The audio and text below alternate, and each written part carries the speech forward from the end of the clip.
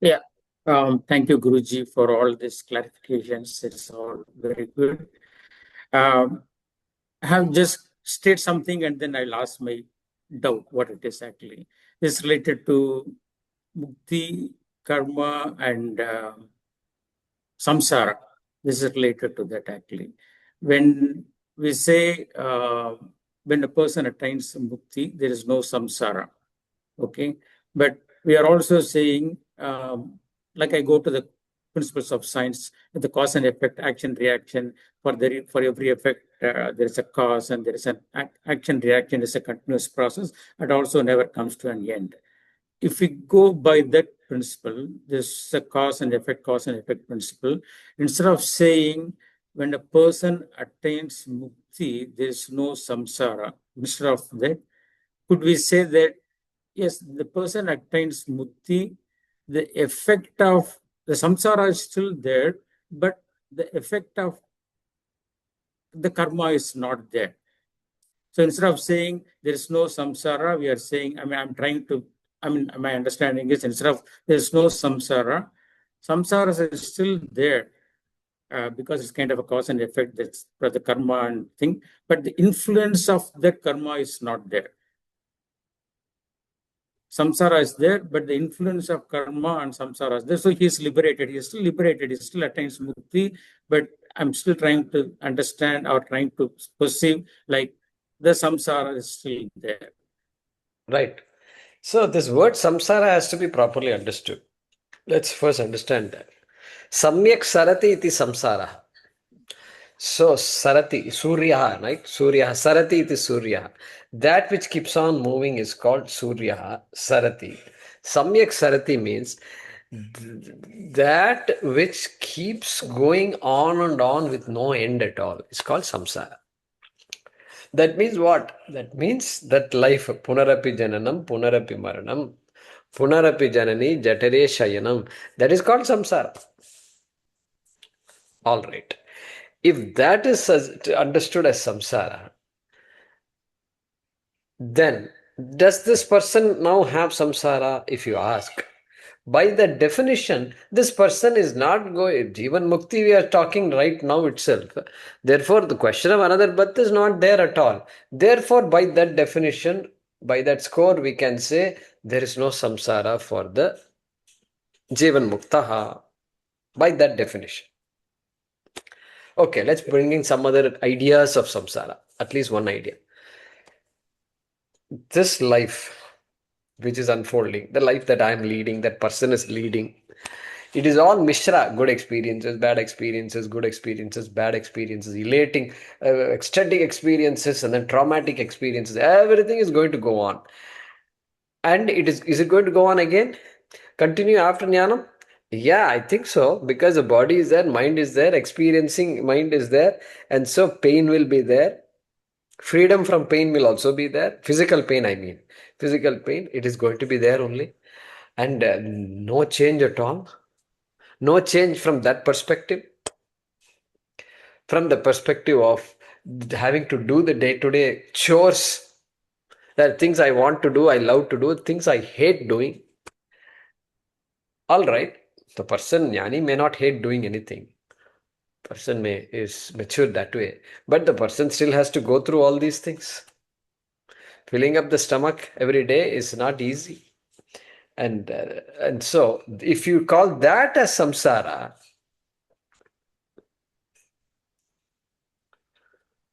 going through the daily grind, that as samsara, yeah, then that samsara will continue to be there. But that is not the shastric definition of samsara. That is our own limited understanding of this quote unquote daily grind and all that.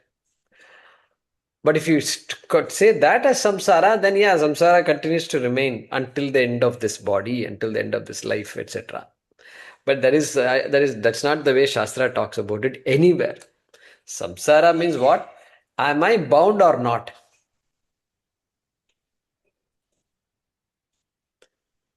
If somebody says, no, I'm not bound, there's no bondage for me.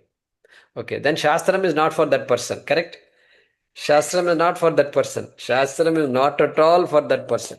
The Shastram is meant for the person who says, I am bound, I am booked, I need some freedom, I need moksha. Only for that person Shastram is. And so, that's the way we generally think about it, Raviji. Does that help you or not? To some extent, I just keep thinking about it and I'll come back. Okay. Yeah, come back, think about it, ask the question. I think because we need to apply science also to this and then see how these two sync with each other. Yeah. Thank you, Guruji. All right. Yeah, Mahesh and then Meera. Namaste. This Saha Bhavini is Bhavini Saha, right? Okay. So what is Bhavini? Saha Bhavini. Bhavaha. What is Bhavaha? Bhavaha is presence. Bhavaha is nature, presence. Bhu is to be, So that which is present, Bhavaha, along with Saha. Along with what? Along with Jnanam. Along with Jnanam. Where does it come?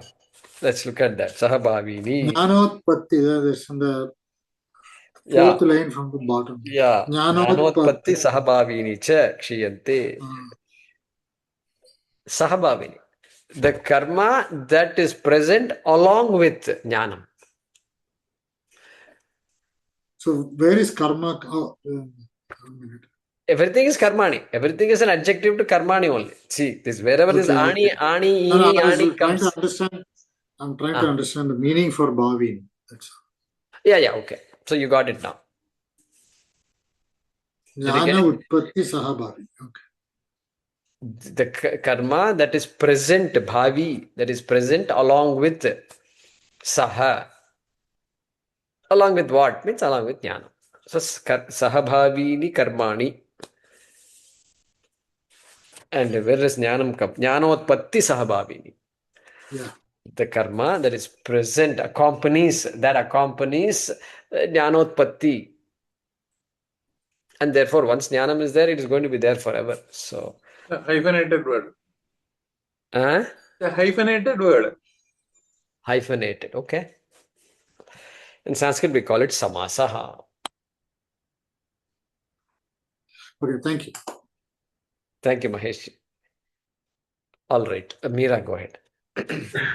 Guruji, I did not understand from that Vijnana Utpattehe Praktanani Janmantare cha Apravritta Phalani. Is it not?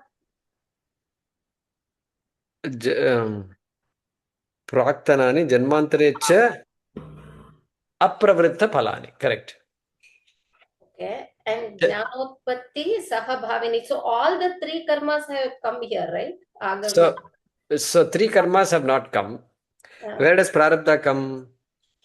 Because you said Jnanotpatti Sahabhavini should be taken as, because after the Jnanam, what continues is prarabdha only, no?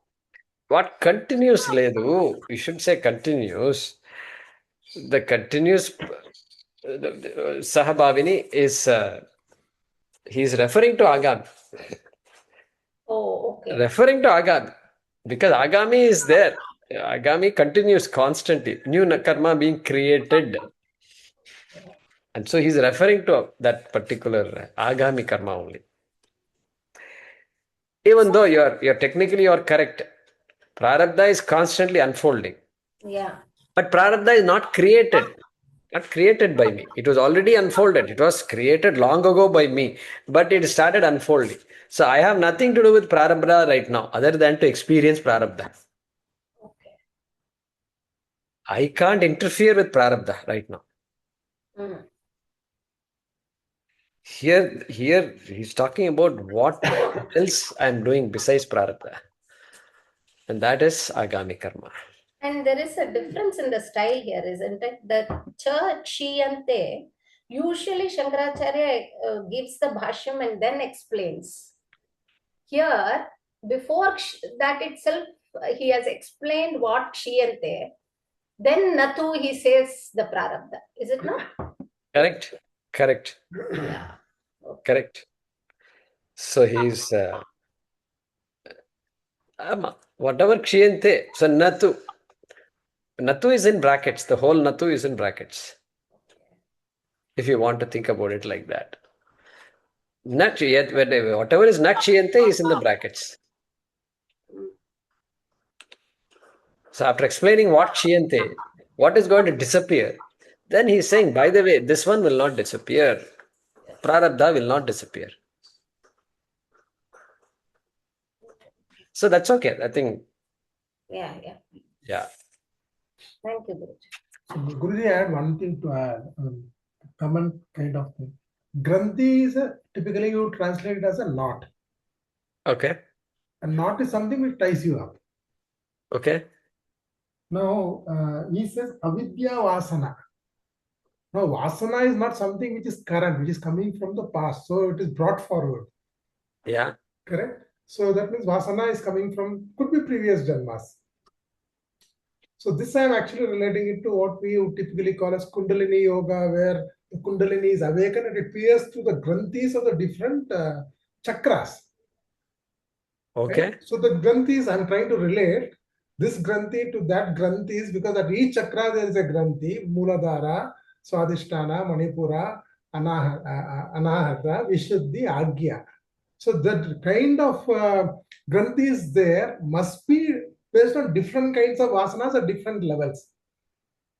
So Muladhara is supposed to be fundamental. You're looking at fundamental existence. What we would call as Roti Kapda Makan. Correct. Correct. Swadhisthana is maybe you're getting into some kind of luxury, enjoying boga. So all these vasanas are at different levels. So that is why I think Kundalini Yoga also talks about different granthis and different chakras. It says No, fine. Perfect. So I'm just relating it. a finer analysis of all the different manifestations of, I don't know how to call it manifestations of avidya, but samsara, representation of samsara through the various granthis. So would you say granthi, different types of, special types of granthi. So based on, so that your yoga also is designed to probably designed to affect different types of granthis, right? Different practices and different dhyanas for different types of granthis. Correct. Correct. What they call as chakra activation, saying, okay, now you've crossed the Muladhara, now you're at Swadhisthana, like that. Okay. Nice. Very beautiful. So he has made levels, grades, different grades. That's so nice. How do you know that? How do you the acharyas can figure it out, no? Maybe it changes the way your outlook. Yama niyamas and all, Guruji. Ashtanga Yoga, they focus on this Antakarana Shuddhi, no? So Yama niyamas and all, I think mastery is here through Jnanam. I see the difference. I keep comparing. Probably over a period of time, if you are in Satsanga and listen to the Jnanam also, it is somewhere happening. But then physically also they are working on asanas. So there are physical granthis also. There is some kind of conditioning in the physical body also. So they start with the physical conditioning to work on the different chakras. Through asanas, through pranayamas, they try to purify the prana and use the breath to purify the other pranas. Then slowly they reach that food also, because when these things are happening, there is too much of heat in the body. When so they regulate on food.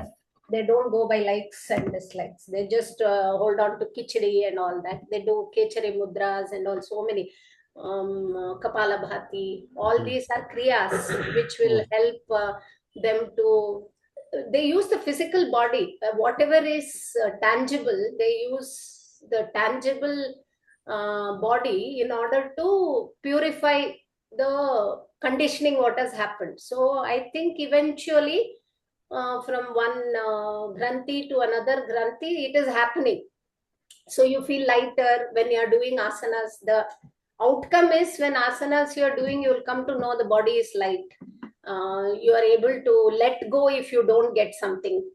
Like Mm, earlier, it was push and pull when you're doing the asana itself.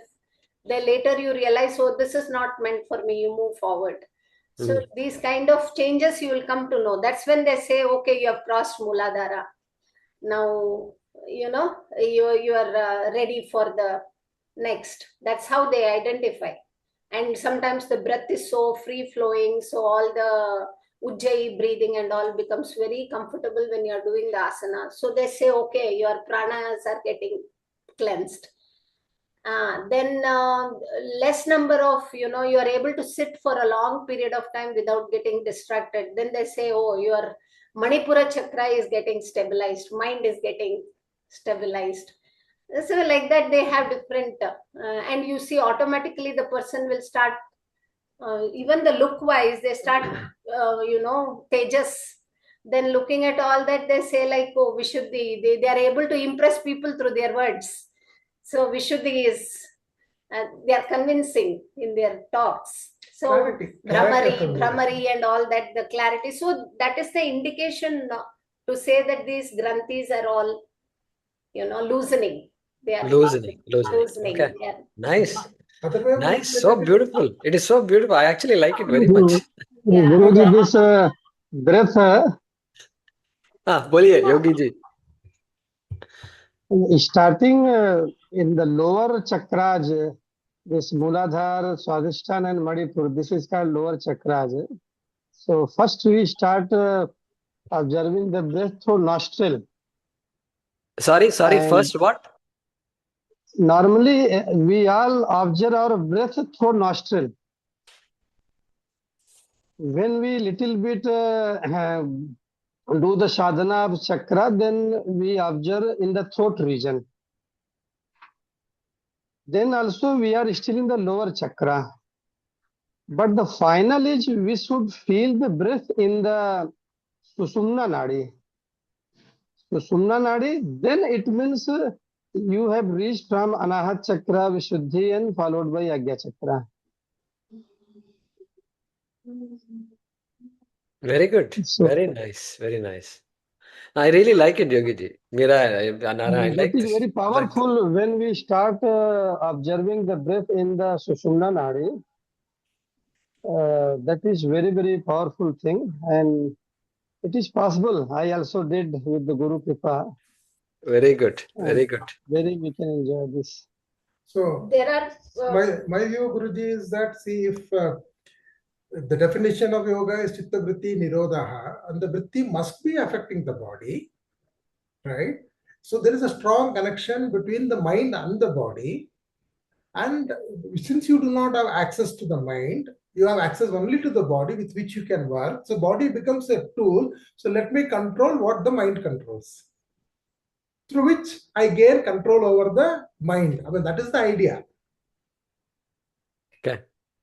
So work backwards. there are Yeah. So the vritti is also, maybe you can classify, because everything, what is the major contributor of vritti? It's basically coming from your past experience. I mean, the thoughts originate. Now I can connect it to vasanas. Most of the vrittis are basically because of my vasanas. They make me think in a different way, or they make me think in a particular way. And the vasanas are the cause for the granthi. So, I mean, I'm trying to connect. Right. There are different angles, Guruji, to this. Like, Yeah. so during the process itself, some of them, it is very much possible that they go through experiences in such a way that they look for experiences, and it can be you can get distracted also, because it is very powerful. So you can go through certain experiences which will blow your mind off. So, Correct. and you will be able to do certain things. So that's a distraction. So that is what that person is looking for. Then that person goes in that direction. So there are certain people who are like not looking for experiences. Then there is a end there. This practice cannot move forward because this is based on experience. So you are looking for Sushumna experience, you are looking for Anahata experience. Here experience is the key. So Dvaita is there throughout. So if you are if you are not looking for it, that's the beauty of it. I think the one which flows itself is all knowing, so it will take you depending on what you want. So if you are towards not looking for experience, I am done with it, then it will take you to a realization that what you're looking for is you yourself. That stops there. Then there is nothing to proceed. You have to go with understanding only. It is the end of it. If you are looking for experience, samadhi is possible. That is what you are looking for. Still, there is no end. This is still, you come out of it. It is time bound. So this is the beauty of yoga. What you look for, you get it. You get it. So that's why the average person will be attracted by yoga, and any fine nuances of yoga, everything will be very attractive. Yeah. There's one more message in this, Guruji. Basically, when you are on this practice, you develop some siddhis, what they typically call as ashta siddhis, anima, garima, and all that. Basically, what does that mean? That means basically you are going beyond the limitations of your body, of a normal human body. You are accessing something which is not normally available to a normal human being. Correct. That is what it means, right? That means so there are some modifications that are happening internally. Yeah, but still it holds dimensions. So we don't deny it is only 3-dimensional. It can be 4, it can be 5. We don't deny any of these dimensions. So, but in understanding, dimensions are all limited. Correct. Right. So yoga takes you to that level. I personally feel that's all it. It's a preparatory step. It is. You can't cross that experience state. Yeah, you can't go from dimensioned to multiple dimensions to dimensionless. If you decide dimensionless is important for you, then you have to walk away. Yeah. Yeah. So dimensions blow you off. Like from three itself, if you are able to sense the 4th dimension, it will blow you off. I mean, you will be distracted. Correct. Obviously. Correct. No, the experiences are very correct. Patanjali himself makes that statement, saying that this will take you away from the path. Sorry? Patanjali himself makes that statement, saying that all these powers, what you gain, will take you away from the path. You have to be careful. That's correct. why he brings in Ishvara Pranidhanani. Correct. That's why he brings Ishvara there. Because if you can get the experience yourself, you don't need Ishvara anymore. Correct. And it can be harmful. He wants also. he wants also. Good. Thank you for that discussion. Yeah, Rukmini ji, then Ramu ji. Granthi, see the word Granthi is such a strong, you can now understand, all of others can understand. It just brings out so much, especially those who are studied yoga so much, steeped in yoga. This Granthi is not an ordinary word. Chakra. Here Shankara is saying samsara chakra, but these people are going off in some other chakras. They go on a chakra, So like that it is. Very powerful these words are. Yeah, Rukmini ji, go ahead. No, Ayurveda also they say Granthi is a gland, right? 1 second. Rukmini ji, wait 1 minute. Mahesh ji. I'm saying in Ayurveda, they say all the glands are also called Granthi. Like pancreatic or all other various glands are also called Granthi. I don't know, when I go to an Ayurvedic doctor, he always talks about Granthi. Okay. Sorry. It's very good to listen to Meera and Narayanji about this Granthi.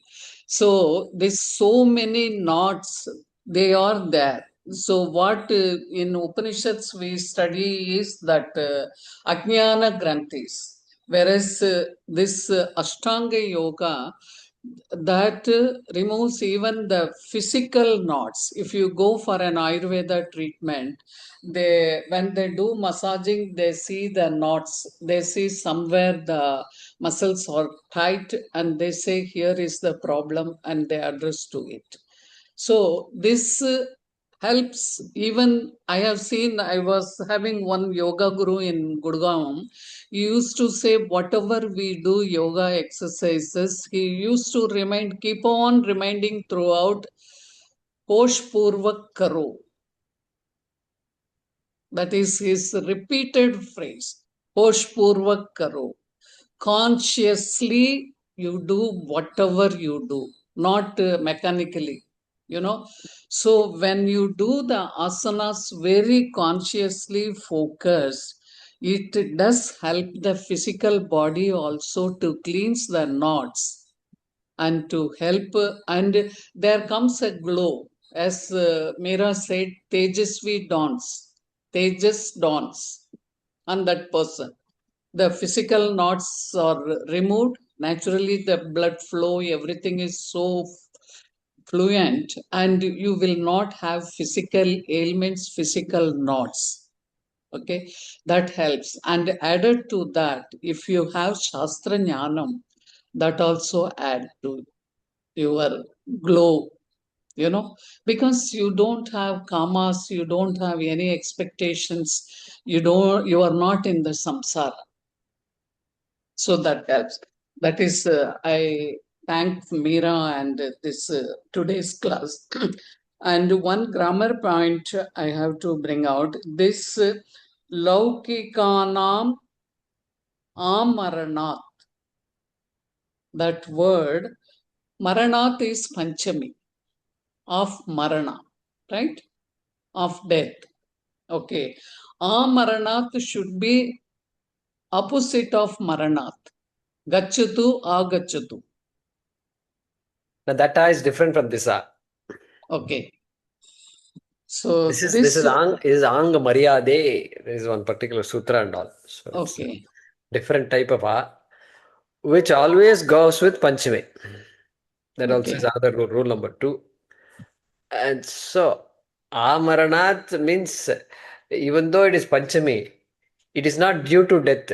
Maranat means Panchami means due to something like that, cause and all. From. No. This is not from to and all that. This is not that kind of Panchami, the typical Panchami. This is literally, it means to, up until. Maranat means up until death. That is only meaning for Maranat. The Vibhakti has no other meaning. And therefore they say that when you put Ang like that, this particular Ang, if you put, this noun will take Panchami. That is the rule. So there is a different type of Panchami. Thank you, Jai. Yeah. Yeah, Ramuji. Your final thoughts.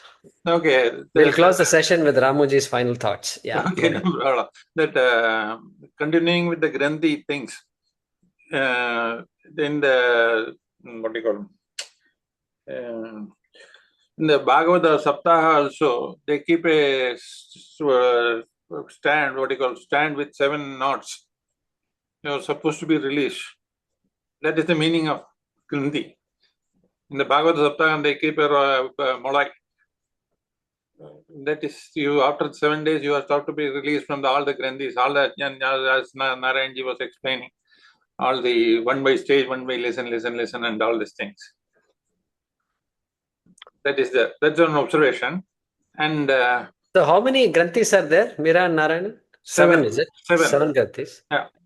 7, okay, all right. And especially also when your body is also taken, when they tie this thing, that also 7 they have. When the final structure is made of the wood, that is also made with 7 things. Yeah. 7 wedges are there. Yes, that is called Padai in Tamil, and Malayalam Padai. It is also with 7. In our history, in our things, everything is Sapta Sapta. Sapta. So it's Granthis are Sapta Granthihi, Grantayaha, and Chakras are also Sapta, correct? Sapta Chakraha, all right. Sapta Dinaha. Everything is 7. All right. Very important concepts you have to understand. And secondly, you talked about 3 karmas that can be observed as sap. You said that sap of Sanjita Agami karma is the sap of life, SAP. Oh. Okay. Just an observation. And another thing is, you talk to the release of arrow. Prarabdha. Mundaka symbol itself is allowing the arrowing to the Lakshya. 2 to 3. Mukta Ishuvat. Mukta Ishwara. That is that the Lakshya of the Mundaka Upanishad itself. Very good. Very good. And fourthly, and another thing what I want to So what Ramuji is saying is, hey, when the arrow is released, you can't interfere with that. That is called Prarabdha, you cannot interfere. That is called Prarabdha Karma. Okay. That is, I put it as arrowing to the Lakshya. Arrowing to the Lakshya. That is all. That sloka number is the 2 to 3. 2 to 3. All right. Guys, I hope you're all taking notes. And arrowing to the Lakshya. Please remember that. Okay. 2 to 3. Let's go back 1 second. That Dhanur Grihitva, is that what it is? Yeah. Dhanur Grihitva. Very good. Next, what is the next one? So just got and you talked about the E and ChatGPT can be mistake. There is previously in all the bills that E and O used to be there. Errors and omission expected.